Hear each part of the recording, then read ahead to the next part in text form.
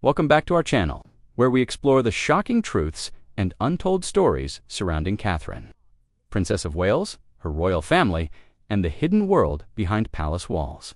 And today's revelation is one that has left millions in disbelief. Because at the age of 76, King Charles himself delivered a confession so raw, so heartbreaking, that it shook not only the monarchy, but the entire world watching. For decades, whispers followed him. Rumors of forbidden romance, scandalous affairs, and a complicated love triangle that refused to fade away. Stories told in tabloids, murmured in royal circles, speculated on by historians, yet never confirmed by Charles himself. Until now? For the very first time, the king opened his heart to the world, and what he revealed was not polished, not rehearsed, but deeply emotional, an admission he had carried in silence for years. His words weren't spoken as a ruler, bound by centuries of duty. No, they were spoken as a man, an aging man, who had once loved fiercely, lost tragically, and spent a lifetime hiding. His emotions behind the iron gates of monarchy, the confession cut through the grandeur of his crown. It wasn't about politics. It wasn't about tradition. It was about love. And the person he spoke of was no ordinary figure. This was someone who shaped his life, influenced his choices, and touched his soul in ways the world had never truly understood. Charles openly praised Camilla, the woman who stood beside him in storm after storm. He thanked her for her unwavering loyalty, for her patience during years of public criticism, and he even declared that she would forever be recognized as his queen consort. It was an honor he insisted she had earned, not simply because of her title, but because of 17 long years of devotion, sacrifice, and public service. But even as he spoke, there was something hidden between the lines, a tremor in his voice, an emotional weight that suggested there was more to the story. Could it be that his confession was about more than Camilla? Was he, perhaps, reaching back into the memory of Princess Diana? Or could it be someone else, entirely? Someone unknown to the public eye. With a voice heavy with regret, Charles admitted to wasted years, lost chances, and the crushing burden of a crown that had stolen away the life he once dreamed of, though he walked the path demanded by the monarchy. His heart's allegiance always seemed tied to a love that could never fully belong to him. And now, after decades of silence, that truth had finally burst into the open. This confession went far beyond royal gossip. It touched something universal. Around the globe, people listened with open hearts and open minds. Some were discouraged, some were deeply moved, and many were left wondering, after all these years, who truly held King Charles's deepest passion. When the truth of love clashed with the truth of duty, the world braced itself for an answer. It may never fully know, but to understand this moment, to understand Charles himself, we have to return to the very beginning. Because Prince Charles's life was unlike anyone else's. While ordinary children played freely in the streets, climbing trees, running barefoot in fields, and enjoying the simple joys of youth, Charles grew up inside a gilded cage. His childhood was guarded by nannies, watched by palisades, and shielded by guards at every turn. His every move was noted, judged, rehearsed. From the moment he could walk, his destiny had already been decided. He wasn't just another little boy. He was the heir to the British throne, the boy who would one day wear the crown, even before he fully understood the meaning of responsibility. It had already stolen away his freedom. As he grew older, the weight only grew heavier. At school, he wasn't just Charles, he was the Prince of Wales. From the moment he entered Gordonstown in 1962 to his years at Cambridge, every mistake he made was magnified 1,000 times over. He couldn't laugh too loudly, stumble like a normal teenager, or even sit in the wrong posture without whispers spreading. His smile, his gestures, even the way he carried himself were constantly monitored. Everything was practiced, corrected, and perfected under the suffocating eye of tradition. He lived not as himself, but as the image the monarchy demanded him to be. The nation celebrated his birth. When Queen Elizabeth gave birth to her first son, the world rejoiced. But behind the palace gates, Charles's reality was far less joyful, because while he had everything, wealth, power, status, he longed for something far simpler, something every human heart craves. Genuine companionship. Not just another polished, court-approved friendship, but someone who would truly understand him. Someone who could laugh at his jokes without fear, who could listen to his private fears, and who could comfort him when royal life felt unbearably cold. And then it happened at last. Charles met someone who broke through the walls of formality and reached the man behind the title. Even if only for a brief moment, this person gave him something no crown, no duty, no title could ever provide: a sense of authenticity, a spark of joy, a glimpse of freedom. She was different. Unlike the rest of the world, she didn't bow to him as the Prince of Wales. She looked at him as simply Charles. They spoke for hours. They laughed. They shared escapes, real or imagined, from the suffocating weight of the palace. For the very first time in his life, Charles experienced peace, not as a prince, not as a future king, but as a man. But inside the royal household, love was not free. Affection was duty, not choice. Everything revolved around appearances, image, heritage, and tradition. And the woman, Charles Adorchi, did not fit the script. She was not dismissed as unworthy. No, her only crime was that she did not match the perfect queenly image the monarchy demanded. Advisors whispered. The family disapproved. Pressure mounted. And eventually, Charles was forced to let her go. He could not openly love the one who completed him. The crown demanded sacrifice, and Charles, like so many monarchs before him, surrendered his personal happiness to it. The world never saw his pain. His silent cries were hidden behind formal smiles and rehearsed speeches. But inside, Charles carried unbearable sorrow. He chose duty over love, knowing the decision would haunt him for the rest of his life. And so, the stage was set for one of the most famous weddings in history. Charles married the young, enchanting Lady Diana Spencer. The Archbishop of Canterbury himself called it a true fairy tale. London transformed into a city of celebration. Streets were packed with cheering crowds. Flags waved. Bells rang. The world believed it was witnessing the beginning of a love story for the ages. Diana, beautiful and graceful, seemed like the perfect match. Born into wealth and refinement, adored by the public, and embraced by the monarchy, she was everything the crown could have wished for.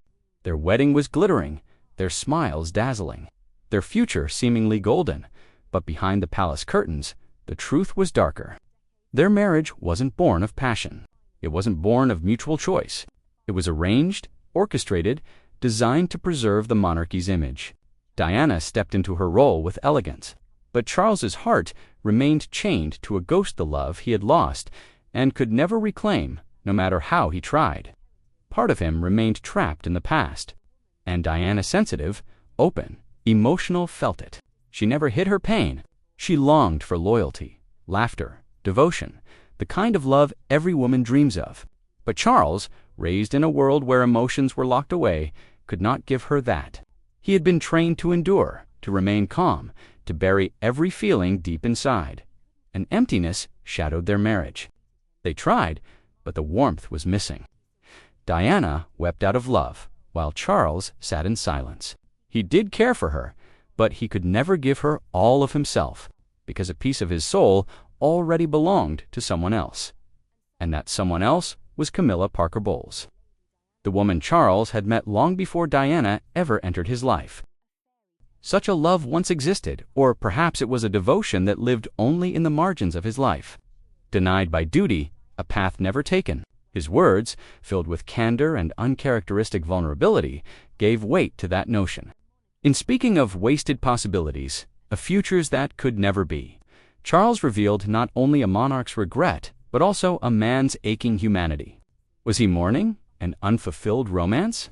Did he carry the burden of a devotion sacrificed for the crown? For many listening, it seemed so. His honesty shocked even his closest confidants. For a king so often perceived as restrained, distant, and polished by protocol, the rawness of his confession revealed something rare: regret. It was a reminder that even kings, seated in gilded halls and surrounded by unimaginable wealth, are not immune to heartbreak, to longing, and to the haunting echo of love lost. Charles's voice trembled as he gave thanks on behalf of his family. Yet beneath the carefully crafted words lay a heavy undertone, a shadow hinting at more than public duty. It was as though he spoke not to the living, but to the ghosts of his past, addressing choices made long ago, paths abandoned, and sacrifices that could never be undone, for all the castles and crowns, for all the riches and majesty, Charles's confession stripped away the illusion of monarchy. It was not jewels, palaces, or grandeur he spoke of, but the human truth that love, once lost, may haunt us far longer than any crown can comfort. From the moment of his birth, Charles was bound to the monarchy. His destiny was not his own, carved instead by tradition and expectation. From adolescence, he knew the weight of the crown that awaited him, and with it came the loss of personal freedom. Autonomy in matters of the heart was a luxury denied him. Royal decrees and the invisible hand of duty shaped his friendships, his relationships, even his marriage. Again and again, love was sacrificed on the altar of responsibility. Charles admitted in his private reflections that he often set aside his own aspirations, surrendering personal joy to preserve the monarchy's image. The cost of privilege was steep. The freedom to choose the one he adored was taken from him. And so, beyond Camilla and beyond Diana, there existed another figure, a woman he revered, who embodied an ideal never permitted to thrive within the rigid confines of the throne. With her, he found simplicity, companionship, and fulfillment. But she was deemed unsuitable. Yielding her, as he had yielded so much else, became another wound that would haunt him for the rest of his life. That shadow seeped into every part of his marriage with Diana. Their 1981 wedding was celebrated around the world as a fairy tale. But behind the balcony smiles, the seeds of fracture had already been sown. Charles's enduring bond with Camilla Parker Bowles complicated their union from the very start, leaving Diana to wrestle with betrayal, insecurity, and rejection, her private writings later revealed. Paint the picture of a woman in torment, notes filled with loneliness, her pain sharpened by Charles's emotional distance and faltering commitment. Their marriage did not collapse overnight. There was no single explosive confrontation. Instead, it was a slow unraveling years of neglect, silence, secrets, and wounds left unresolved. Diana knew early on about Charles's attachment to Camilla, yet the royal family's obsession with maintaining the illusion of normality left her powerless. To the public, she was cast as the perfect wife, the flawless mother. But in playing that role, her own needs were silenced. Behind the palace walls, she recorded her private anguish, feelings of isolation, invisibility, and the ache of unreturned love. Her diaries reveal painful moments. In one heated argument, she confronted Charles directly about Camilla, desperate to be heard. His cold dismissal, accusing her of being irrational and too emotional, cut her to the core. In her words, he acted as though my emotions were meaningless.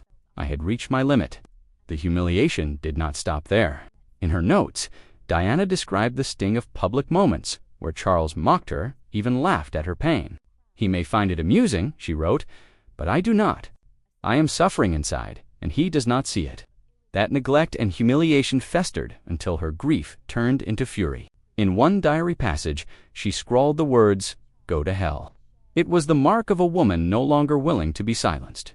From that point forward, Diana began to push back against the institution that had muted her for so long. "I am not merely his wife," she declared. "I am an individual. I have the right to speak," and speak she did. Diana often articulated her belief that jealousy poisoned her marriage. In her journals, she revealed that Charles resented her growing global popularity, the way crowds adored her beauty, compassion, and grace. "He dislikes that they prefer me over him. I see it in public," she confided. Her rise in the public eye only deepened the chasm at home. Instead of support, she met belittlement. Charles mocked her, minimized her accomplishments, and insisted her influence came only from her youth and looks. "Although I longed for his praise," she wrote, "he always made me feel small." That slow erosion of self-worth seeped into her very body. Palace duties caged her, and in private she turned to desperate coping mechanisms. Bulimia gripped her life, at once a punishment and a source of control amid the chaos. Charles's comments about her weight only drove the knife deeper. In one diary entry, she recalled him calling her overweight. "I perceived myself as insignificant," she wrote, wishing she could simply vanish. Her writings are not just the testimony of a princess, adored worldwide, but the cries of a woman silently fighting for survival. She spoke of suicide, of nights staring into the abyss, of moments on the staircase at Kensington Palace when ending it all seemed like escape. "I feel as though I am dying inside," she confessed, "and yet within the pages of despair, flickered resilience. Even at her lowest, Diana refused to be broken. "They will not defeat me," she wrote. "I possess greater strength than they perceive." Her pain inevitably touched her sons. William and Harry, though shielded as much as possible, absorbed the silent storms that passed through their home. They were children, too young to understand, yet marked forever by the anguish of their mother. At her funeral, William admitted the impossible difficulty of grieving before the entire world. He carried the weight of his last phone call with her, a call ended too soon. Both he and Harry eager to return to play, not knowing it would be their final goodbye. For years, he carried the regret of words left unsaid, a reminder of how fragile and fleeting life can be. In later years, both William and Harry would reflect on the profound imprint their mother left upon them. William spoke of visits to homeless shelters where Diana instilled lessons of compassion and humanity. Harry, more outspoken, often spoke of the suffocating restrictions she endured and how her yearning for freedom echoed in his own choice to step away from royal life. One remained within the institution, striving to reform it from within. The other chose a different path, echoing her defiance. Both, in their way, carry the flame of Diana's legacy, a legacy written not just in the grandeur of her public image, but in the raw, unfiltered honesty of her private pain. And always, within those pages, lay one recurring shadow: Camilla. Again and again, Diana returned to the anguish of her husband's divided heart. On her wedding day, the day the world celebrated a fairy tale, Diana felt instead as though she were walking into a contest she could never win. Her notebooks detail the confrontations, the torment, the questions she asked herself in the dark. Why her? Does she possess something I lack?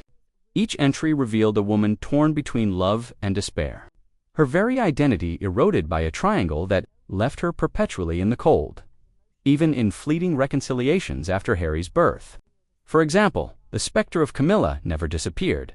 It was the constant reminder that in Charles's heart, she was not the only one.